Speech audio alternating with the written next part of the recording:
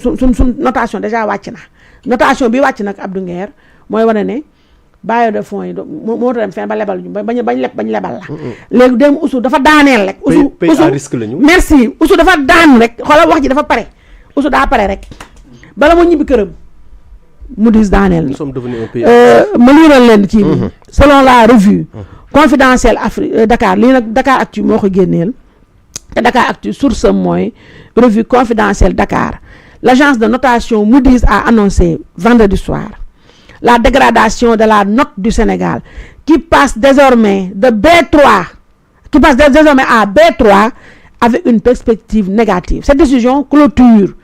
la revue engagée par l'agence. La perspective négative reflète les risques liés à la détérioration de la situation fiscale et à la liquidité du gouvernement sénégalais. Cette dégradation s'explique par la révélation Cour des comptes par la révélation de paramètres budgétaires nettement affaiblis mis en lumière par la Cour des comptes. La note B3, considérée comme très spéculative, indique un niveau de risque de crédit élevé. Absolument. Il s'agit de la plus mauvaise notation attribuée au Sénégal depuis au moins 2 décennies. Cette décision aura des conséquences directes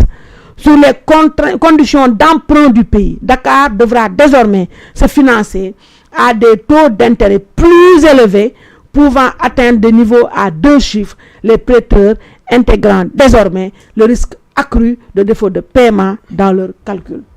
Oussou ba mu ne salaamaaleykum maaleykum salaam Abdou Nguer daal ne falsification des chiffres ñu wàcc daanu ñu man ma ne dëbbal lijjanti ba liiree ni interprété ni mu leen neexee rapport Cour des comptes ba jàkkaarloo ko àddina daal di ne Cour des comptes Oussou dem dégg nga ko mu répété waat ko daal di ne Cour des comptes dëggal na ko dafa pare rek Sénégal delluwaat ginnaaw reculé waat en arrière dem lan moo gën a garaaw Ligue 2 national Ligue 2 léegi fi national moo ñu des dafa lañ jëm dans 3 mois léegi fi mu ne ñu arrière ba ci ginnaaw moo tax nee naa Oussou saa bu ubbee gémmiñ gi rek réew mi màbb dëkk bi dak moo tax saabu ngeen taal sa micro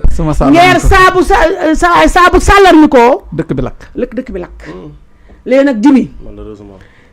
jibi sa commentaire ci jeeg bi moom yëfam suba la ñëw live jeeg bi suba dimanche 13h jeeg bi en direct en live xam nga man Aïssatou man li ma dérangé ci assemblée bi man du xuloo bi parce que assemblée yi dans tous les pays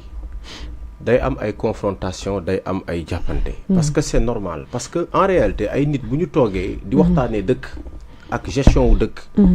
mën na du ñàkk passion du ñàkk xuloo du ñàkk xeex léeg-léeg nga dem ci assemblée sax Ousmane mii fekkee nañ ko assemblée mu xeex fa loolu du problème wax na fa lu ne loolu moom vraiment du problème mais man li ma jaaxal mooy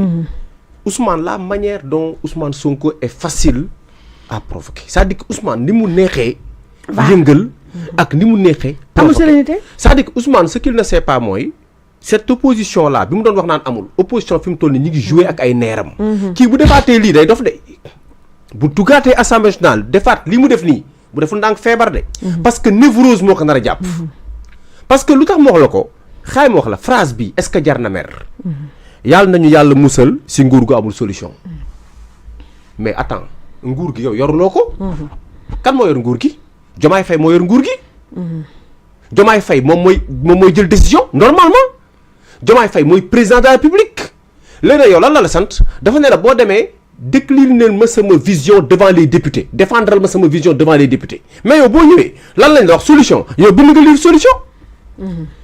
pourquoi Ousmane si phrase bii nii Thierno Alassane kii wax ko Abdou Karim Sall lan moo waral Ousmane Sonko yamul ci confrontation d'idées nee nañ la ñaan nañ yàlla mosul si nguur ko amul solution mais ne ko sëñ bi honorable Abdou Karim Sall solution nangam agriculture li ma fay sama solution pêche lii ma fay sama solution éducation lii laa fa fas yéene def kii ni ñu ko xeeti marchand ambulant yi lii laa leen fas yéene defal jakartaman lii la location lii laay def ceeb ak diwlin nii laa koy doxale mais lii defe naa ni boo ko waxee même si c'est théorique gannaaw moom laaj ak tontu la waaw je pense que ni yow gisuma ci diggante laaj ak tontu lu fi indi mer. ak di xaste. parce que man pour man dama jàpp ni un premier ministre bu préparé ay feuillam équipe technique nekk sa gannaaw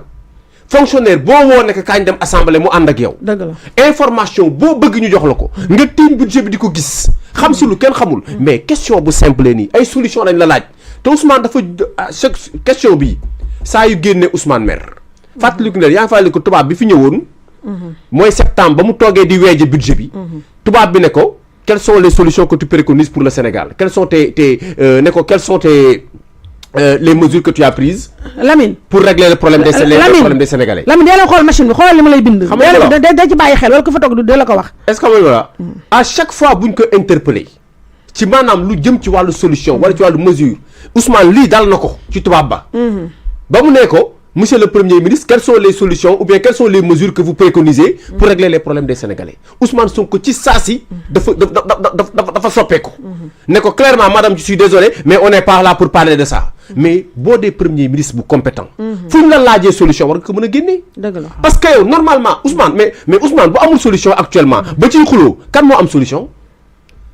Sénégal kan moo war a régler suñu problème actuellement mais Ousmane Sonko la ñu yaakaar ni fii may waxanteeg yow nii c'est le meilleur ku mën a conduire le gouvernement parce que Diomaye yaakaar boobu la am moo tax mu teg ko. xam nga lii day dindi yaakaar sax sénégalais yi Ousmane comportement am bi boo gisee sénégalais commencé désolde génn ci combat am c'est parce que yaakaar biñ ko foogee Ousmane daa commencé wàccee boppam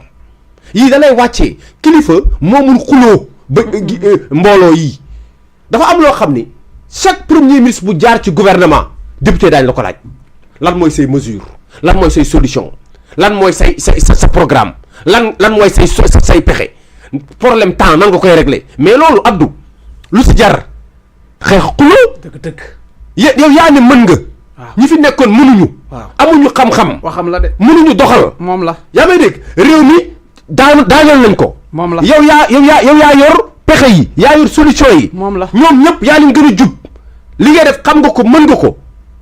yàlla may na la say mbokk bi ak waa Pastef ñëpp jàpp ni tu es le meilleur sénégalais mais ñu jox la réew mi te ku la laaj ci réew mi nga mer dëgg mais est-ce que li yenoon a maanaa ba pare lu ci gën a garaaw mooy non mais jëlee Thierno Alassane Sall boo jógee ci Abdou Karim Sall jëlee question Thierno Alassane Sall bi ban question ko gën a yomb Thierno Alassane Sall li mu laaj lu yomb la Lamine xoolal Abdou boo taxawoon place Ousmane mën nga débat ak Thierno Alassane Sall parce que li mu laaj dëgg dafa yomb Thierno li mu laaj amul dus jar mer déedéet Abdou Mbow laaj de pourtant dane ko maa ko wax mais ma ñëw laaj ko mu ne ko waxuma ko xoolal dafa nekk xoolal bay ma rek dama liiral la li nga Thierno Alassane Sall laaj sénégalais àtte ñu wax ñu ba xam fii mer jan am na fi yoon mu ne ko ignorez vu l'état du sinistre économique et financier du pays au moment de confectionner le budget 2025 ou alors avez-vous choisi le schéma le schéma pour présenter des projections ou de faux rapports avec qui sont faux par rapport à la réalité loolu mooy lan mooy 2025 da nga ñëw fekk fi benn situation nga liggéeyee situation boobu ba heure bii nii tey nga ñëw indi rapport léegi rapport bi nga indi par rapport ak liñ si bëgg est-ce que rapport boobu noonu indication yi mu la jox mayoon na la nga liggéey sans avoir ce rapport là dëgg la lii la mais yow mais Abdou c'est-à-dire maanaam ma wax ko tuuti ci olof waaw wax ci wolof c'est-à-dire Sonko bu doon lii mu wax ci rapport bi dëgg la budget bi dañ koy tëggaat mais moom laa lay wax dëgg la léegi li ceeb merci résumé na ko loolu la mais c'est ça mais loolu la xam nga ma la léegi indication bi lii kay daa jàppale Ousmane dëgg xam nga lu tax man la Thierno Sall dafa jàppale Ousmane parce que da ka wan ni li nga wax sa rapport bi tu as intérêt yow sa bopp nga vérifier waat say chiffres wallaay dëgg la parce que budget bee nga voté lu yow li nga wax ci rapport budget bee nga voté lu mën na am ay problème ëllëg si biir boo ko déroulé parce que budget boobu leerul yal na yàlla yërëm Sénégal budget bi ñu voté leerul c'est que dama xamul ba xam ñu may dégg ça déggul tubaab nag non c'est que déggu ko mais mu tëdd daal xam nga parce que bëgg naa attirer attention Ousmane kon mu xaru mais Abdou bëgg na attirer attention yàlla xam na ni man ku xam Thierno Alassane Sall di ko seetaan xam na Thierno Alassane Sall il n'est pas dans ces provocations goganard de là il n'est pas dans ces politique non c'est mais li nga ko wax nii c'est une question xanaa xamoo question bi c'est une question technique Aïssatou c'est une question technique gisuma dara lu fi jar débat normalement lii Ousmane waroon na ko mën a wax erreur yi ñu am si budget passé nan lañ ko rectifier si budget bi mais malheureusement budget bi jàll kenn waxtaaneewu ko sans débat léegi le fait que budget bi jàll sans débat muy attirer attention aux éventuels manquements Ousmane mer Thierno bopp bee baax d'accord léegi lii rek léegi ngeer damaa bëgg xam nga yow bu jibi tubaabalee yow da ngay olofal